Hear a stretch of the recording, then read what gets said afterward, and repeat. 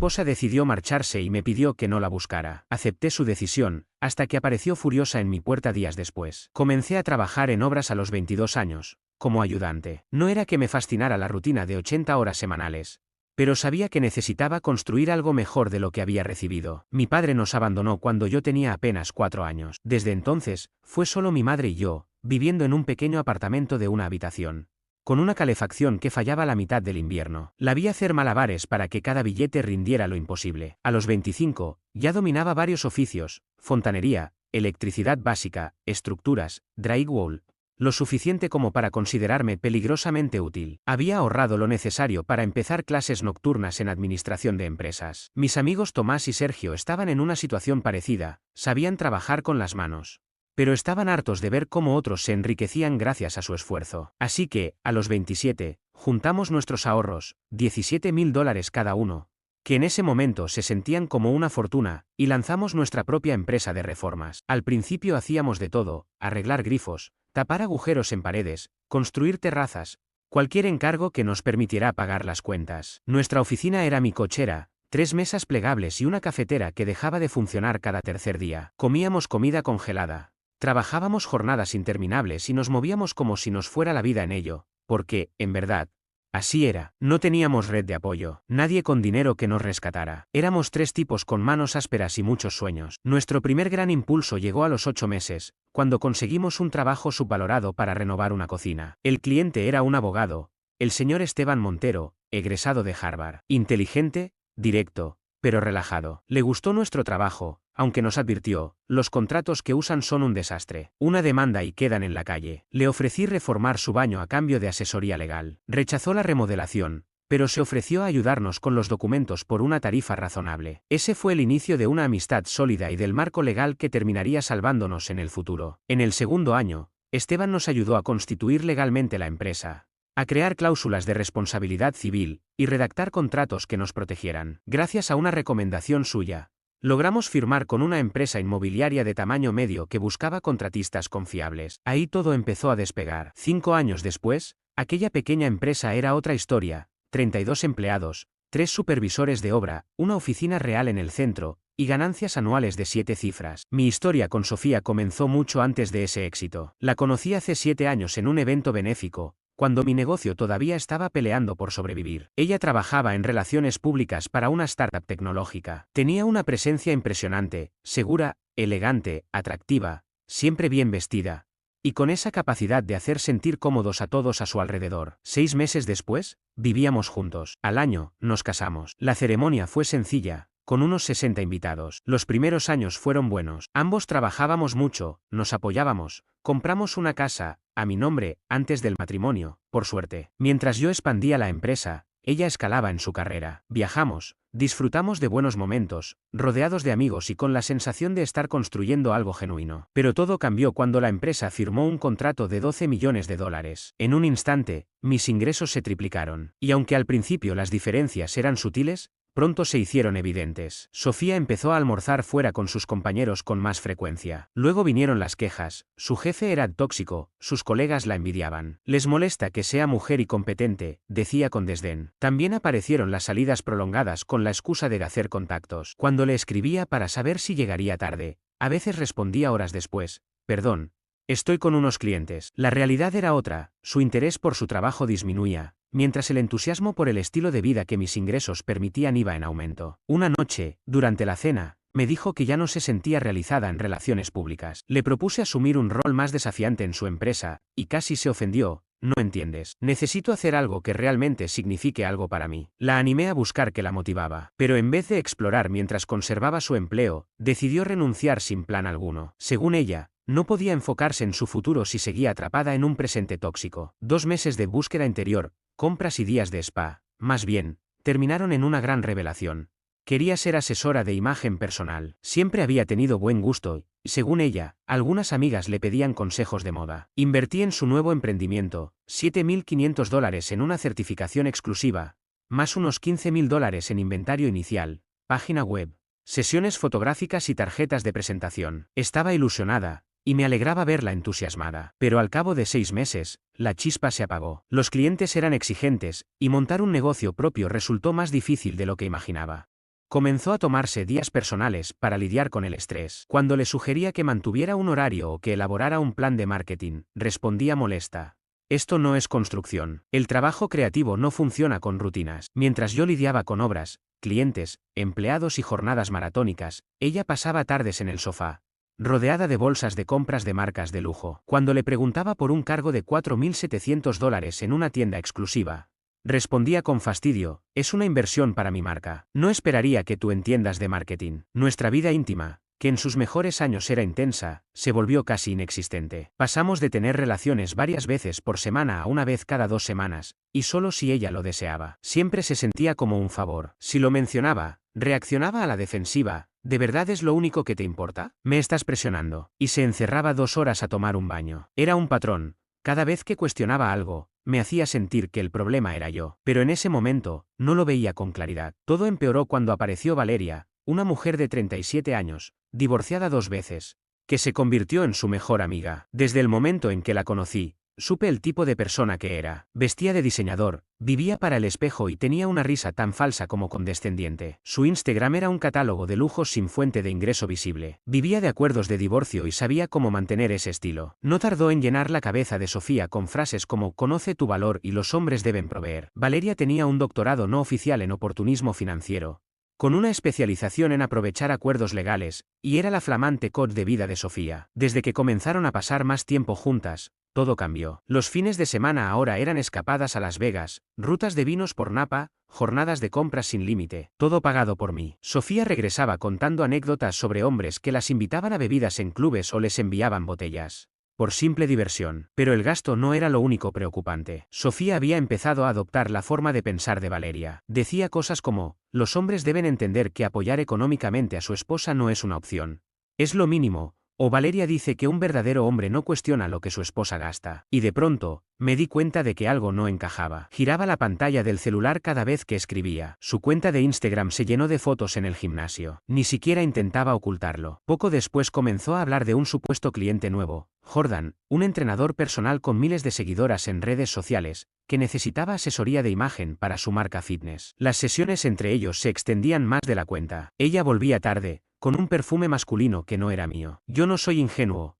pero tampoco lanzo acusaciones sin pruebas. Aún así, algo me decía que debía estar atento. Con el trabajo a cuestas, traté de no perder la cabeza, pero Tomás, mi socio, notó el cambio. ¿Estás bien? Últimamente estás en otra, me dijo después de que cometí errores en unos planos. Intenté restarle importancia, pero él insistió. Me advirtió que su primo había perdido la mitad de su empresa por culpa de una ex que solo aportaba exigencias y problemas. Fue entonces cuando decidí empezar a tomar nota de todo: fechas, gastos, comportamientos. Algo me decía que se venía una tormenta. Y no me equivoqué. Durante los siguientes 3 meses, Sofía estaba físicamente en casa, pero mentalmente ausente. Vivía pegada al teléfono, ignorándome, tomando decisiones sin consultarme. No teníamos intimidad desde hacía más de 2 meses, siempre con excusas: cansancio, estrés, compromisos. Una noche intenté acercarme y se rió: ni lo sueñes, tengo una reunión temprano. Luego se quedó despierta hasta la madrugada viendo series. Comenzó a criticar mi ropa, mis amistades, mis decisiones. Deberías dejar que yo te asesore. Esos jeans ya no van, soltaba con desdén. Y mientras tanto, gastaba miles en su negocio. Una tarde, mientras revisaba presupuestos de obra, me dijo: si tuvieras más visión empresarial, contratarías a alguien que hiciera eso por ti. Jordan dice que las personas exitosas delegan. Jordan, otra vez. Ya entendía por dónde iba todo. Hubo 2 momentos clave que me confirmaron lo que ya sospechaba. Primero, un jueves, llegué temprano de una obra. Eran las 2 de la tarde. Al entrar, encontré a Sofía y Valeria sentadas en la cocina, conversando con copas de agua con gas. Solo asegúrate de tener tu salida bien organizada. Primero pon en orden tus finanzas, decía Valeria. Mi segundo esposo intentó esconder bienes, pero mi abogada encontró todo. Siempre creen que son más listos. Al verme, se quedaron mudas. Sofía forzó una sonrisa falsa.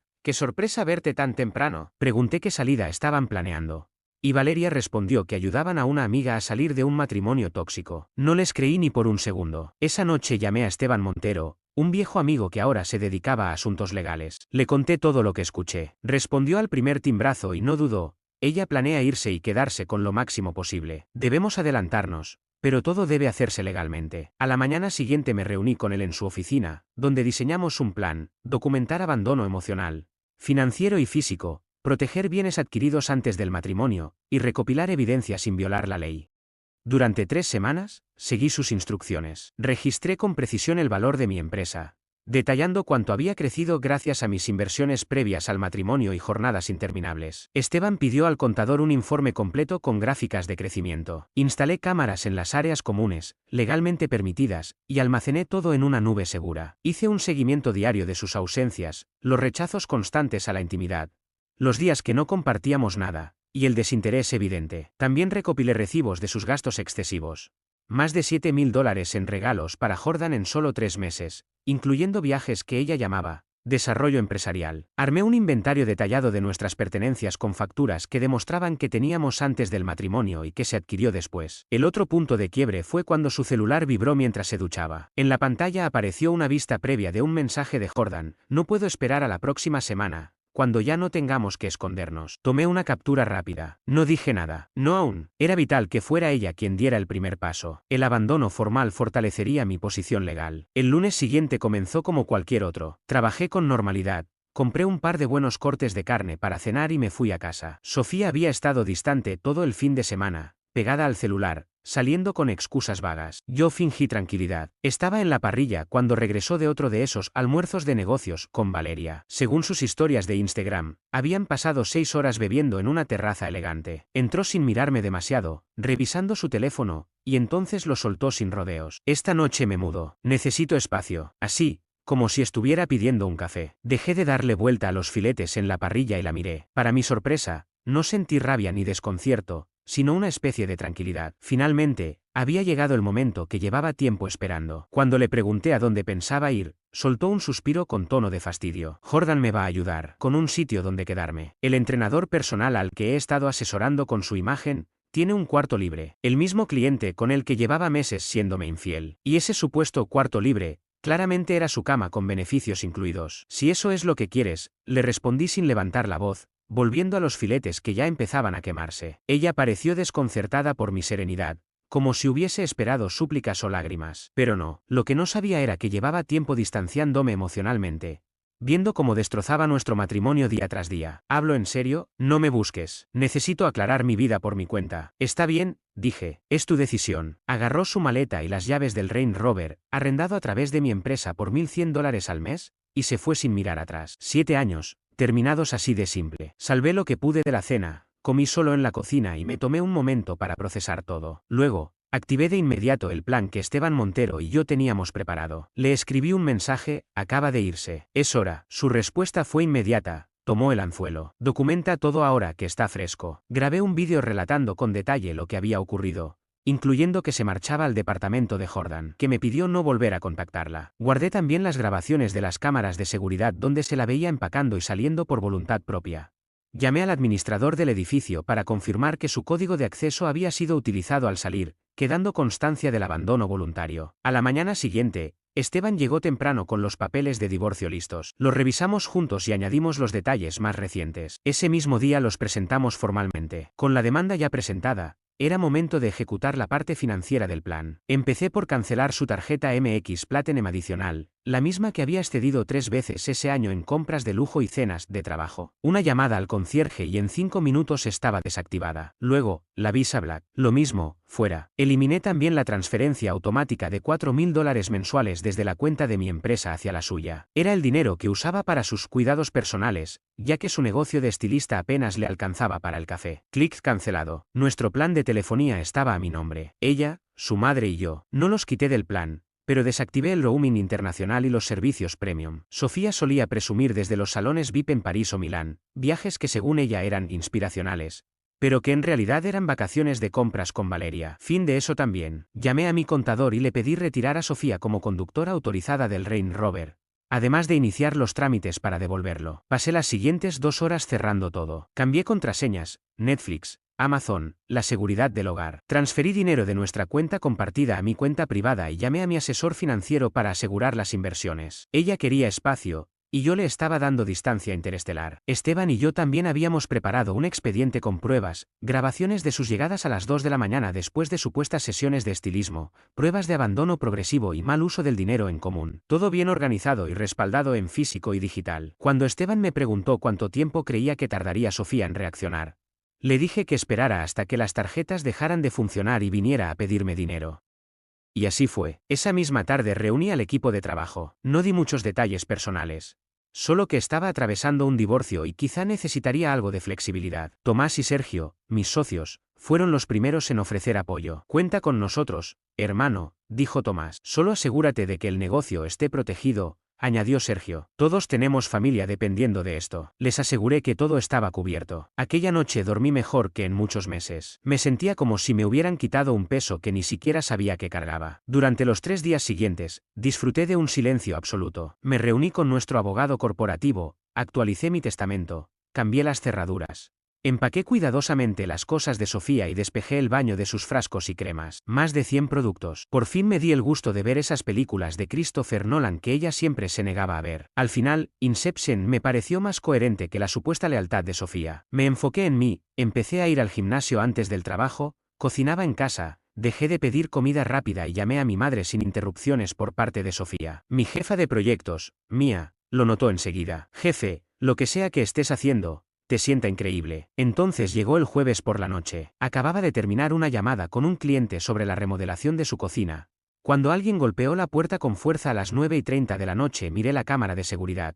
Era Sofía. El cabello recogido de forma descuidada y sin el Range Rover. El karma había llegado más rápido que un envío express. Abrí, pero sin permitirle entrar. Esteban tenía a un notificador legal esperando en la calle. Apenas me vio, soltó sin saludo. La tarjeta fue rechazada. La AMX. Estaba con Jordan y unos clientes. Fue humillante. Le respondí tranquilo. Todas las tarjetas y transferencias habían sido canceladas. ¿Qué? ¿Por qué hiciste eso? No puedes cortarme así. Ese dinero también es mío. Le recordé que había decidido irse, que ya no era parte de este hogar y, por tanto, no tenía acceso a los gastos. Empezó a fingir llanto. No puedes hacerme esto. Estamos casados. La mitad es mía. Mi abogado te va a destruir. Le envié un mensaje al notificador. Está aquí. Cuando le mencioné que había presentado la demanda de divorcio, su rostro cambió de furia a pánico. ¿Qué? No puedes hacer eso. Solo necesitaba tiempo para pensar. Intentó justificarse, negándolo de Sergio, diciendo que solo quería un respiro. La interrumpí, saqué el móvil y reproduje una grabación legal donde ella admitía que se iba a vivir con Sergio y que no quería contacto.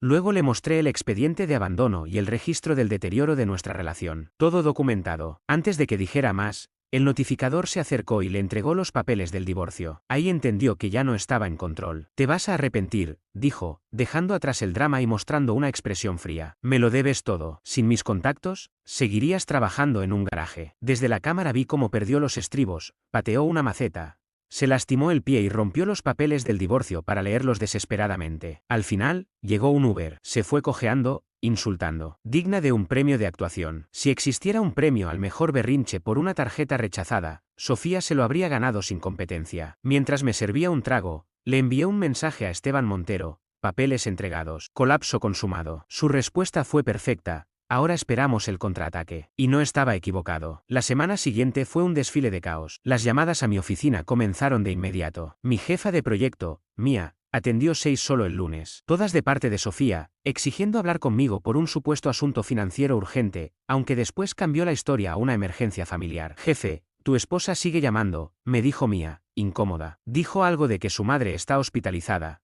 pero cuando le ofrecí tomar un mensaje, colgó. Le agradecí y le pedí que bloquease su número de la línea de la oficina. Le aclaré, ya no es mi esposa, y su madre está perfectamente. Luego llegaron los mensajeros no solicitados. Amigos en común empezaron a enviarme mensajes con frases como, Sofía no está bien, o, fue muy cruel que presentaras el divorcio tan rápido. Mi respuesta fue directa, Sofía abandonó nuestro matrimonio para irse a vivir con otro hombre. La mayoría se echó atrás. Nuestro grupo social se dividió casi de inmediato. Los amigos reales, como mi compañero de toda la vida, Ryan, se mantuvieron firmes. Siempre sentí algo raro en ella, me dijo durante un almuerzo. Demasiado perfecta, como si estuviera actuando. Otros se pusieron del lado de Sofía, incluyendo parejas con las que habíamos viajado. Uno en particular, Trevor, tuvo el descaro de sermonearme sobre cómo salvar el matrimonio. Irónico, considerando que le había sido infiel a su novia al menos 2 veces que yo supiera. Entonces empezó la campaña en redes sociales. Sofía actualizó su biografía en Instagram sanando del trauma, y comenzó a publicar frases sobre abuso financiero y hombres controladores. Muy sutil. Nada dice sanación como destrozar a tu ex públicamente mientras convives con tu entrenador personal. El colmo fue cuando lanzó una campaña en GoFundMe titulada Escapando del abuso financiero, con una meta de $50,000. Recaudó $237 antes de que Esteban Montero enviara una carta de cese y desista, acompañada de pruebas, su salida voluntaria y sus gastos personales excesivos. Pero el verdadero desafío vino con Valeria, la mejor amiga de Sofía y su autoproclamada entrenadora de divorcio. Una noche de martes, me llamó desde un número oculto, chillando. ¿Qué te pasa? ¿Presentar el divorcio sin siquiera hablarlo con Sofía? ¿Cortarle los fondos? Ella ayudó a levantar ese negocio. Nadie respeta a un hombre que abandona a su esposa. Le respondí con calma, se fue por voluntad propia. Me pidió que no la contactara. Y no, ella no construyó nada conmigo. Mientras yo fundaba una empresa de construcción, ella vestía a esposas de millonarios. La conversación se deterioró rápidamente. Valeria amenazó con su abogado estrella, Bradley. Cuando mencioné a mi equipo legal y la evidente aventura de Sofía con Jordan, hizo silencio. Al parecer, no sabía de él. Jordan solo la está ayudando en un momento difícil, intentó corregirse. Es un caballero,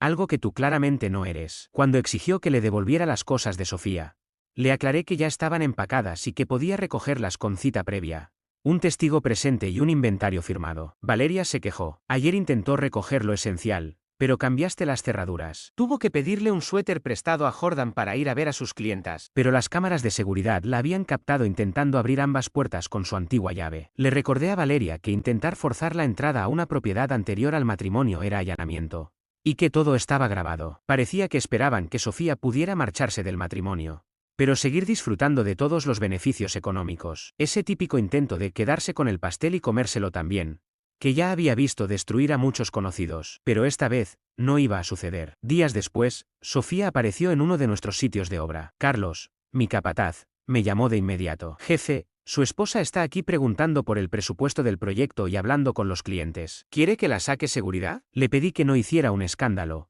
pero que la alejara de los clientes y le dijera que se retirara o llamarían a la policía. Cuando llegué 20 minutos después, la vi sentada en el auto de una amiga, observando desde la acera. No le presté atención y me puse a trabajar. Una hora después, se marcharon. Esa misma noche, recibí un mensaje desde un número desconocido. ¿Te crees muy listo? Cuídate. Conozco gente que puede arruinarte la vida. Se lo reenvié a Esteban Montero, quien lo agregó al expediente. Estábamos documentando todo. Si había amenazas, era señal de desesperación. Y eso era bueno. A la mañana siguiente, descubrí reseñas negativas sobre mi empresa en Google, Yelp y Facebook, todas desde cuentas nuevas, sin historial, acusándonos de cobrar de más, usar materiales deficientes y acosar a clientas. Esteban las eliminó en menos de 24 horas tras presentar evidencia de acoso dirigido. También presentamos un informe policial por amenazas y difamación. La semana siguiente se superó a sí misma. La madre de Sofía apareció en mi oficina, llorando y suplicando que arreglara las cosas con su hija. Está destrozada, me dijo, secándose los ojos. Cometió un error y tú la estás castigando por eso. Siempre había respetado a su madre, pero no iba a dejarme manipular. Le respondí con tranquilidad. Sofía se fue a vivir con otro hombre. Me pidió que no la contactara. Eso no es un error, es una decisión. Estaba confundida. Tú trabajas tanto que se sintió sola, insistió, ignorando por completo la situación con Jordan. Le recordé, también con calma, que Sofía tenía acceso a tarjetas conjuntas con límite de $50,000, una asignación mensual de $4,000 y un SUV de lujo. Y decidió dejar todo eso por un entrenador con un estudio de una sola habitación. Eso no es confusión, es un plan que salió mal. Se fue sin decir nada más. La vi genuinamente convencida del cuento de Sofía. Pero yo no pensaba dejarme manipular, ni siquiera por una suegra llorando. Los meses siguientes parecían sacados de un drama legal. Sofía me envió una solicitud por Venmo pidiendo $2,000 por una emergencia. La rechacé con una nota: tú pediste no tener contacto. Luego llegó una carta formal de Bradley, su abogado, exigiendo $12,000 mensuales en concepto de pensión temporal, además del uso continuo del Range Rover. Negaban toda infidelidad y aseguraban que Sofía se había marchado por mi conducta emocionalmente negligente y controladora. Esteban soltó una carcajada al leerla. Están tanteando. No tienen nada. Respondió con una oferta legalmente sólida, pero clara. Un pago único de $5,000 si firmaba un acuerdo de renuncia total y confidencialidad. Bradley devolvió amenazas. Esteban contestó con pruebas, grabaciones con fecha de las zonas comunes que demostraban abandono constructivo, y registros que evidenciaban que Sofía había gastado más de $90,000 el último año en cosas personales sin aportar casi nada a los gastos del hogar. Presentamos informes detallados de valoración empresarial que demostraban cómo el crecimiento de la empresa se debía únicamente a mi inversión previa al matrimonio y a mis jornadas de trabajo de más de 60 horas semanales. La documentación era contundente, la compañía era un bien separado, no un activo conyugal sujeto a repartición. La siguiente carta del abogado de Sofía tenía un tono completamente distinto.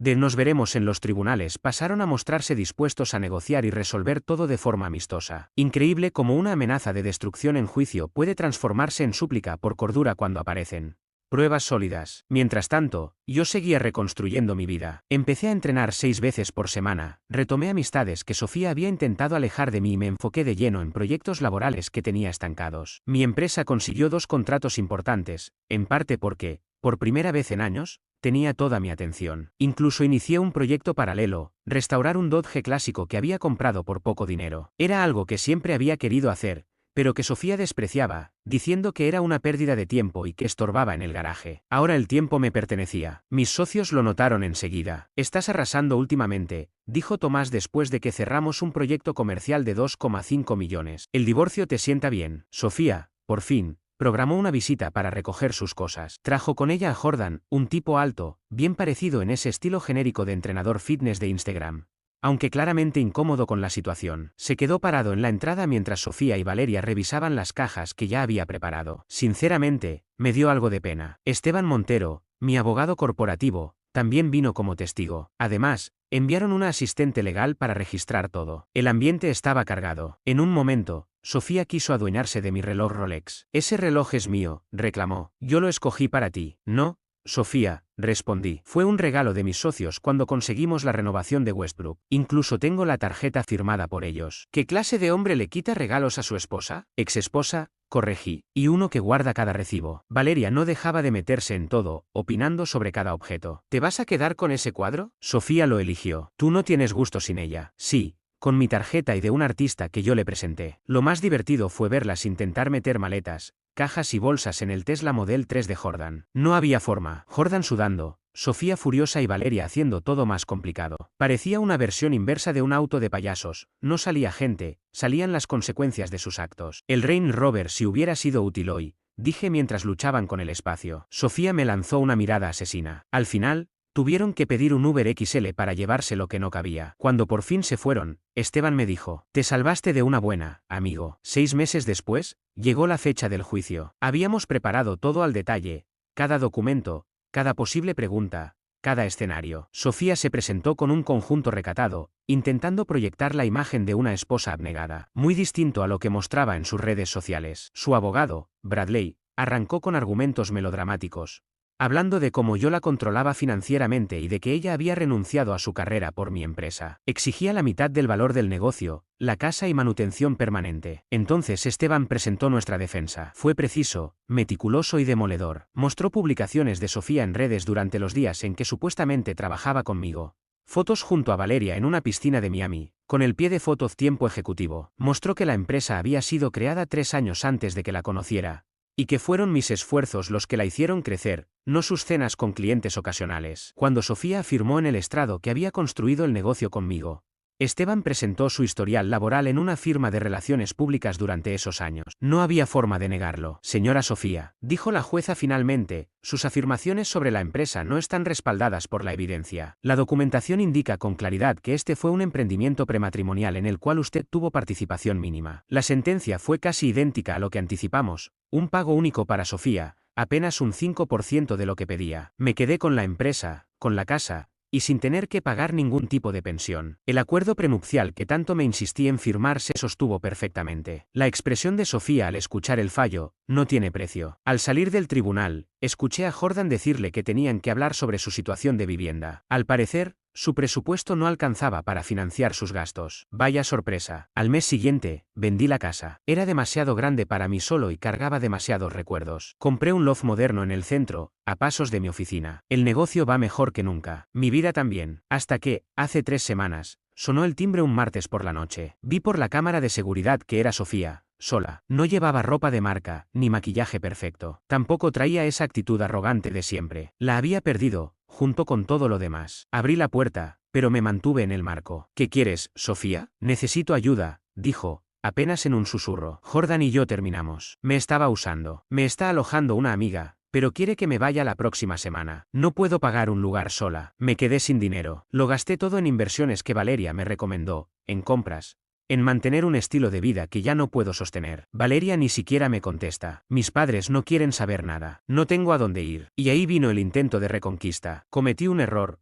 Lo veo ahora. Podríamos intentarlo de nuevo. Sé lo que perdí. Casi me río. No va a pasar, le respondí con calma. ¿Entonces podrías prestarme algo de dinero? Solo hasta que me estabilice. Tengo una entrevista en Nordstrom la próxima semana. La miré. Esa era la mujer que juró que yo me arrepentiría de dejarla. Que quiso quedarse con la mitad de mi empresa. Que me engañó y me mintió. Ahora me pedía un favor. Tú querías libertad e independencia, le dije. Ahora las tienes. Suerte en la entrevista. Cerré la puerta. ¿De verdad vas a dejarme sin nada? Dijo desde el otro lado. Volví a abrir, apenas un poco. No, Sofía, tú sola te quedaste sin nada. Yo solo estoy respetando tu decisión. Y cerré la puerta para siempre. A veces me detengo a pensar en todo lo que invertí en esa relación. Los años compartidos, los momentos buenos que ahora se sienten tan lejanos. Las señales que pasé por alto creyendo que el compromiso bastaba. Me tomó tiempo entender que no se puede construir algo sólido cuando solo una persona sostiene el peso de todo. Pero el verdadero aprendizaje vino después. Comprendí que no siempre se trata de pelear o ganar, sino de soltar con dignidad. Poner límites, reconstruirte desde cero y no permitir que quienes te fallaron vuelvan a tener poder sobre tu vida. Ella eligió su camino. Yo, el mío, y aunque sus decisiones la llevaron a tocar fondo, ya no es mi responsabilidad rescatarla. Lo único que puedo hacer es seguir avanzando, sin mirar atrás, sabiendo que me mantuve firme cuando más importaba. La vida, al final, se encarga de acomodar todo. Y desde donde estoy ahora, puedo decir que no me equivoqué al cerrar esa puerta. Gracias por leer. Si estás en medio de una situación difícil, no olvides esto: quien te valora no te pone en esa posición. Y si lo hacen, tienes todo el derecho de alejarte y proteger tu paz. Sigue adelante. Lo mejor viene cuando dejas espacio para ello.